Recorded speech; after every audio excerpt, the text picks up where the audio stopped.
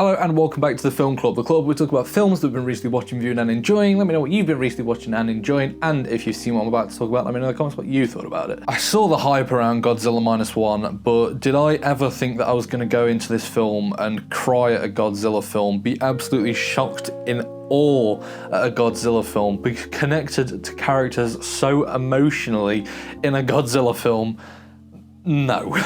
This is honestly one of the best films I've seen this year, and I've never thought I'd say that about a Godzilla film. I enjoy the previous Godzilla films, but I've never been like excited or really want more sort of monster Godzilla content. But Jesus Christ, it's just clearly because I've been watching the wrong type of Godzilla content. This doesn't just blow out of the water other Godzilla films from Hollywood and American culture. This blows out so many massive action films that have come out in the last 10 years. Films with The Rock that Hollywood just keeps pumping out where it's a big CG fight. This smashes that out of the park tenfold. Godzilla Minus One is literally living proof that you can have giant action sequence films with great destruction and a big monster coming to attack the city, but you can also still have incredibly written characters and even side characters that you care for, and that you don't just want to get to the next big fight. You want to spend time with these characters and you want to get to know them more and you want to see if they're alright. This is living proof that we just need to spend more time writing characters rather than just focusing on just the action sequences. I love that they didn't shy away from using Godzilla. Literally within the first 10 minutes of the film, we saw him killing and causing carnage already, to then see his growth and size coming back.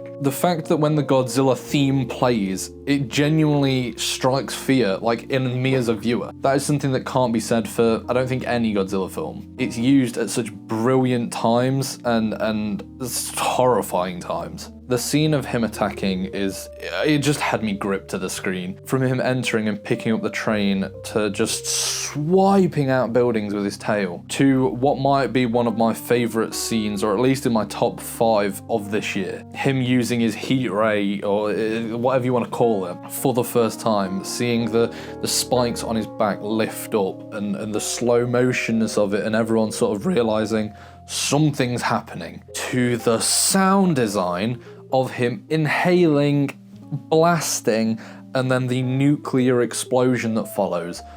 Oh my god, the sound design on that alone needs an award. The shot of it, the moment of silence followed by the ear-piercing explosion. This scene was just incredible, and honestly, I thought both main characters were dead for a second, but then the fact that the wife sacrifices herself makes this even worse of a scene.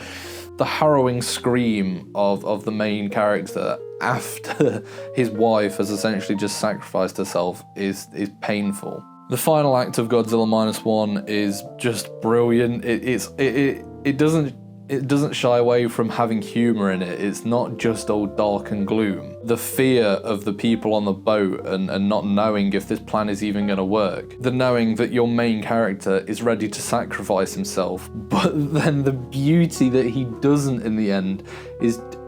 oh, it's so good. This film has so many deep meanings on it, from just the appreciation of life and how one of the characters even said, like, we've just treated life too cheaply. Sending people off to war, using kamikaze pilots, just doing all this, we've lost the love of life. There's so many deep meanings in it, and so to end on that, having him jump out of the plane at the last minute and not have to die is just outstanding. To then the beauty of his wife didn't die and she was alive. These films don't just have to be all tragic, they can actually be really happy and really beautiful endings. That's what I loved about it, and honestly, it had me in tears. The ending of Godzilla like regrowing under the water, oh my god. If we get a follow-up to Godzilla Minus One that is on par with Godzilla Minus One, I don't know what they could do to top that. I don't know if it would be bringing characters back or what, but my god, I need to see that again. I feel sorry for people who didn't get to witness this in cinema, because the sound design throughout, the music is incredible,